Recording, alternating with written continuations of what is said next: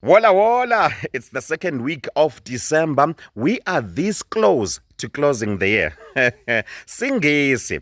I'm just reminded ukuthi from this weekend going forward bantu batabe bashada ngendlela lesimangaliso futhi ke kuyabe kuvalwa emisebentini. Khumbula ke uma umenyiwe emshadweni uyaye uphathe igift lethide. Bamba kimi mina bangijikisa nemaglass nemakomishi bengingakasifunzi le specification lapha ukuthi abayabonga kakhulu ngemaglass nemakomishi ungasakuphathi ke wena lokukhona Tokyo Crafts nanga nje ama products akhe abhize ayenza la ngaphasi nangabe kuyavalwa emsebentini kufuna exchange ama gifts sibonge phela kuchoba kweminyaka naku ngakhona ukuthatha lokhu uhambe uyoniketa lo nangabe umphatha beniphethe kahle kusukela kuqala lomnyaka nako ke la nake ngidawugcizelela la nangabe umphatha beniphethe kahle ningamthengela inyeyela lama gifts lokhu kahle ngalama gifts akhe uyakhona kwa customize uyabona uyende nje ibe yakhe umuntu uniquely ungayifaka ne-surname nje for instance la kule tray ubhale nesibongo noma ke sinanatelo lesiphelele